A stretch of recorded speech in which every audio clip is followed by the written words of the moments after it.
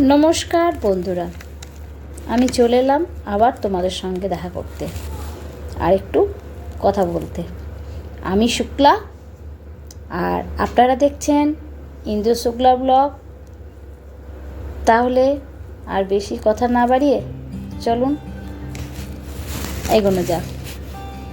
আজ আমরা নিয়ে এসেছি আপনাদের জন্য এক অপূর্ব ভ্রমণের গল্প। বাংলার বুকে ছড়িয়ে ছিটিয়ে থাকা অনেক পবিত্র গোপন স্থান আছে, যেগুলি এখনও আমাদের চোখের আড়ালেই রয়ে গেছে। সেরকম একটা জায়গা হলো এই যে মা গঙ্গা মন্দির। এটি হচ্ছে বীরভূম জেলার কোলে অবস্থিত। আর এই মন্দিরে আসতে গেলে আপনাদেরকে গদাধরপুর স্টেশনে নেমে টোটোতে করে শেখপুর গ্রামে আসতে হবে।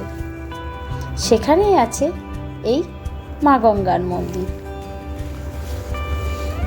এই যে সামনে হচ্ছে মা গঙ্গার ছোট্ট একটি মন্দির। এখন হয়তো এই মন্দিরটা তালা বন্ধ আছে, একটু পরে আপনাদেরকে আমি ঠিক দর্শন করিয়ে দেব। মন্দিরটা খুব বড় নয়, একদমই ছোট।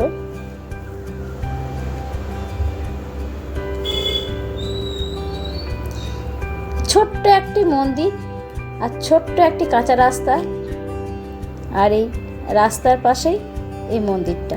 আর এই মন্দিরের পাশেই এই যে একটা ছোট্ট শিব মন্দির। এই শিব মন্দিরটা, এটা হচ্ছে আগেকার শিব মন্দির, এটা নষ্ট হয়ে গেছে। আর এদিকেও ফাঁকা মাঠ আছে অনেক। আর নতুন করে তৈরি করা হয়েছে এই যে একটা শিব মন্দির। চলুন তাহলে এবার আমরা, আর সামনেই দেখতে পাচ্ছেন পুরোহিত মশাইয়ের রুম। চলুন তাহলে এবার আমরা শিব মন্দিরের দর্শন করি।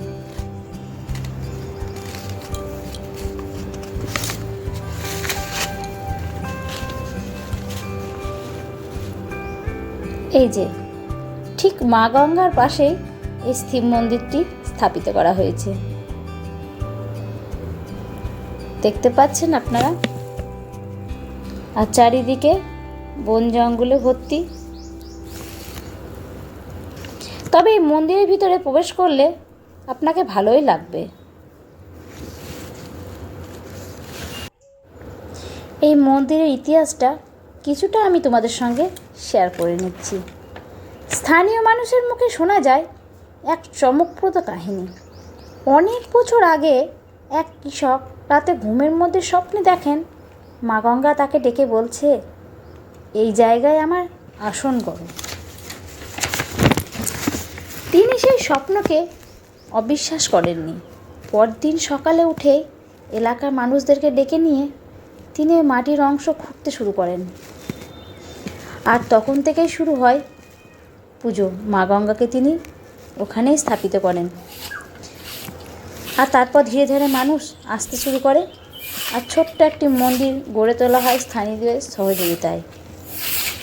আজ সেই মন্দির হয়ে উঠেছে গ্রামের গর্ব, মা গঙ্গার আশীর্বাদের প্রতীক। আর এই যে আপনাদের সামনে মা গঙ্গা, একটা ছোট্ট মন্দির যার ভিতরে প্রতিষ্ঠিত আছেন মা গঙ্গা, আর তিনি একটি শ্বেত পাথরের মূর্তি। মন্দিরের ভিতরে প্রবেশ করলে আপনি পাবেন এক অদ্ভুত শান্তি। না কোনো বড় সাজসজ্জা, না কোনো কৃত্রিম আলোকসজ্জা, শুধু কয়েকটা প্রদীপ, কয়েকটি ফুল আর হাজারো মানুষের প্রার্থনা।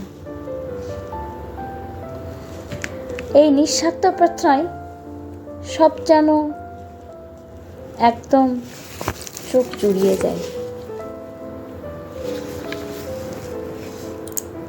আমরা কথা বলেছিলাম কয়েকজন স্থানীয় ভক্তের সঙ্গে। তাদের মতে মা গঙ্গার কাছে যা চাওয়া যায় তাই পাওয়া যায়। যিনি মন থেকে ডাকেন তার ডাক মা গঙ্গা ফেলতে পারেন না।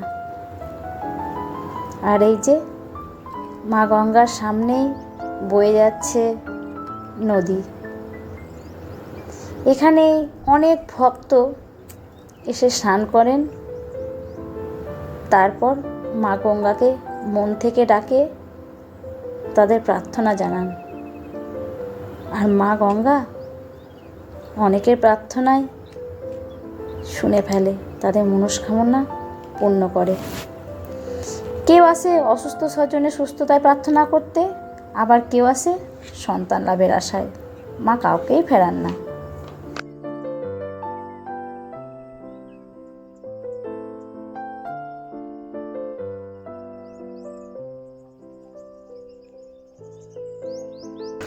চলুন, আমার ভিডিও ভালো লাগলে লাইক করুন, সাবস্ক্রাইব করুন, আর আমার সঙ্গে থাকুন। দেখা হচ্ছে পরের ব্লগে। বাই।